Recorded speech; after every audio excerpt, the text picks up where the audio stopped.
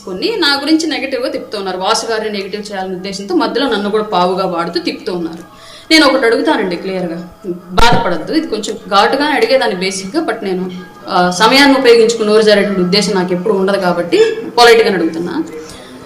ఎంతమంది వైసీపీ వాళ్ళు before election టీడీపీలోకి వచ్చి టికెట్లు తీసుకుని వాళ్ళ మంత్రులుగాను ఎమ్మెల్యేలుగాను ఉన్నారు? వాళ్ళకి మీరు ఎట్లా టికెట్లు ఇచ్చారు? అప్పుడు వాళ్ళు వైసీపీలో ఉన్నప్పుడు మీ టీడీపీకి కేటావర్ అక్కడ ఇబ్బంది పడలేదా? జనసేనకి కేటావర్ ఇబ్బంది పడలేదా? అఫ్ కోర్స్ దీనికి మీరు మళ్ళీ వాళ్ళు మా పార్టీ గుర్తు మీద గెలిచారు అని చెప్పేసి ఏమన్నా సమర్థించుకుంటారేమో. పార్టీ గుర్తు మీద గెలిచారు, తీసే 4 మంత్రులు కూడా ఇచ్చారు, అయిపోయింది. బిఫోర్ ఎలక్షన్ తర్వాత కూడా ఎంతమంది మీకు టీడీపీలోకి రాలేదు వైసీపీ వాళ్ళు?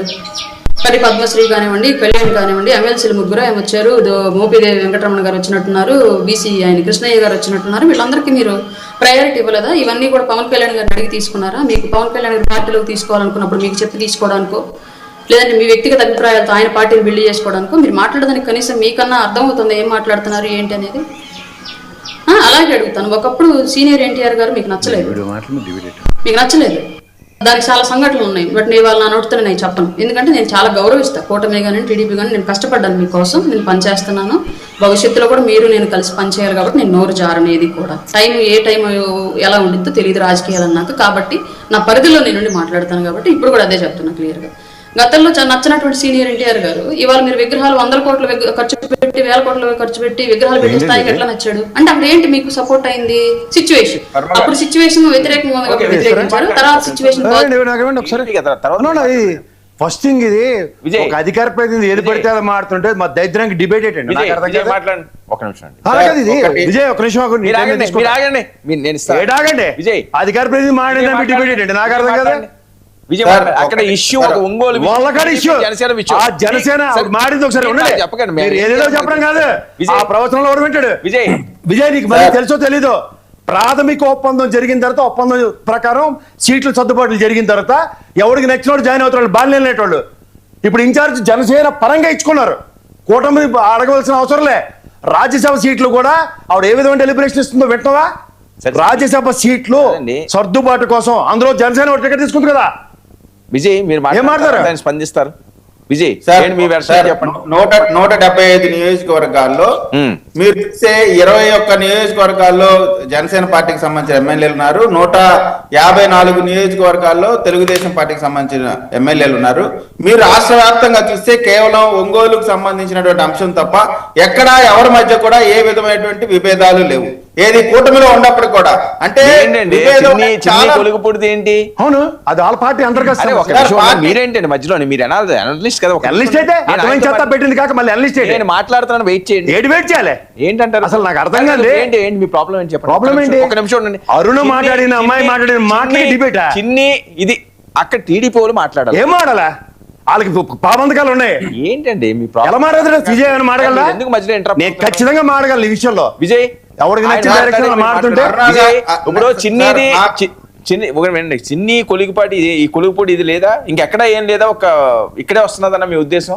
సార్ కొలికిపూడికి మధ్య చిన్ని గారికి మధ్య తెలుగుదేశం పార్టీ ఎమ్మెల్యేకి తెలుగుదేశం పార్టీ ఎంపీకి మధ్య వచ్చినటువంటి భేదాభిప్రాయాలు అవి వాటికి సంబంధించిన అంశం, ఇది కూటమిలో సంబంధించిన అంశం. ఇక్కడ రెండు పార్టీలకు సంబంధించిన అంశం మీకు అర్థం కాదు, అది ఇది చాలా సీరియస్ ఇష్యూ అవుతుంది, అది మీకు తెలియట్లేదేమో సార్. ఇది జనసేన టీడీపీ కాబట్టి చర్చ, వేరేదైతే అసలు చర్చే లేదు సార్. జనసేన ఒక బలమైన పార్టీ, తెలుగుదేశం ఒక బలమైన పార్టీ, పార్టీల మధ్య జరిగినటువంటి గొడవ కాదు ఇది. ఇద్దరు ఒకరిపైన ఒకరు పోటీ చేసుకున్నటువంటి అంశం, వాళ్ళ మధ్య ఉన్నటువంటి విభేదాలు. ఈ సందర్భంలో ఇది పెద్దలు చేయాల్సినటువంటి మాట్లాడాల్సినటువంటి అంశం. దీనిలో రాయపాటి అరుణ గారు ఎవరో బాలబచ్చ గాడో లేకపోతే ఎవడో తెలివి తక్కువ ఎవడో ఏదో పోస్ట్ పెట్టాడని దాన్ని ఆపాదిస్తూ సీనియర్ ఎన్టీఆర్ గారిని తెలుగుదేశం పార్టీ నేను మాట్లాడగలను, మేము మాట్లాడలేమేంటి? మాకు నోట్లో ఏమైనా మాట్లాడడానికి అవకాశం లేని వాళ్ళమా? మాకు సబ్జెక్ట్ తెలియని వాళ్ళమా? అలా మాట్లాడడం తప్పు. మనం కూటమిలో ఉన్నప్పుడు మనకు బాధ్యతలు ఉంటాయి, పార్టీకి ఒక లైన్ ఉంటుంది, ఆ లైన్ ప్రకారం వెళ్లాల్సిందే. నేను ఎక్కడో ఎవడో నా మీద పోస్ట్ పెట్టాడని నేను ఇంకో పార్టీని తిడితే ఒప్పుకుంటారా? సీనియర్ ఎన్టీఆర్ గారి గురించి మాట్లాడే దీని పర్యావసనాలు ఏంటి? ఇదంతా వైఎస్ఆర్సీపీకి ప్లస్ సార్ ఇప్పుడు బాలినేని గారికి దామర్చర్ల గారికి మధ్య ఒక వివాదం వస్తే అది పెద్దలు మాట్లాడతారు. ఇక్కడ అరుణ గారు కానీ ఎవరికి జరిగింది గొడవ చెప్పండి, ఎవరికి మధ్య జరిగింది? ఆమె ఏదో రాసేసుకొని పూసేసుకొని వచ్చి దీని మీద పెద్ద వివాదం చేసి ఏదో 4 సోషల్ మీడియాలో ఎవడో పాత వీడియో పోస్టులు పెట్టాడని చెప్పి అది ఏం పెట్టాడో ఏం జరిగిందో దాన్ని ఆపాదించుకొని దీని మొత్తాన్ని కూడా ఆమె వైపు తిప్పుకున్నాం అనేటువంటి మాట. నాకు కావాల్సిన పబ్లిసిటీ ఆమె చేసుకో, మాకు అభ్యంతరం లేదు.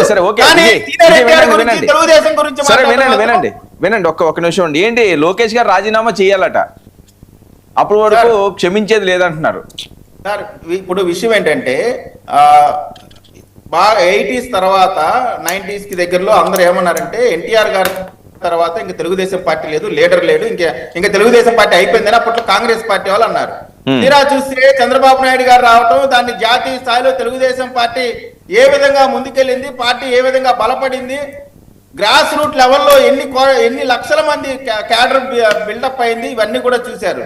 దాని తర్వాత వీళ్ళందరూ ఏమనుకున్నారు, వైఎస్ఆర్ కాంగ్రెస్ పార్టీ వాళ్ళు ఇంకా అయిపోయింది, చంద్రబాబు తర్వాత ఇంకా తెలుగుదేశం పార్టీ లేదనుకుంటే 3000 కిలోమీటర్ల పైచిలకు పాదయాత్ర చేసి యువగలం చేసి యువతలో ఒక ఉత్సాహాన్ని కలిగించి రాష్ట్ర వ్యాప్తంగా ఒక అనేకమైన అవమానాలు చెక్కిన శిల్పంగా తీర్చింపబడి ఈ రోజున ప్రజానాయకుడిగా 18 గంటలు రోజుకు పనిచేస్తూ ఆంధ్రప్రదేశ్ లో ప్రపంచంలో ఎక్కడా రానటువంటి అనేకమైనటువంటి సంస్థలు తీసుకొచ్చి యువతకు ఉపాధి కల్పిస్తున్నటువంటి లోకేష్ గారు వచ్చారు. కాబట్టి రాబోయే 30 సంవత్సరాల తెలుగుదేశం పార్టీ ఫ్యూచర్ కి మెట్లు పడ్డాయి. కాబట్టి ఈ రోజున ఆయన అద్భుతమైనటువంటి నాయకత్వం రాబోయే 30 సంవత్సరాలు కాబట్టి ఆయన్ని ఏ విధంగా స్పందించండి. రాబోయే 30 ఏళ్లకు బాటలు వేశారట, మెట్లు పడ్డాయట లోకేష్ గారు ఆధ్వర్యంలో. వీళ్ళేమో లోకేష్ గారిని రాజీనామా చేయమంటున్నారు. డిఎస్సి అన్నది వైఎస్ఆర్సీపీకి ప్లస్సా మైనసా?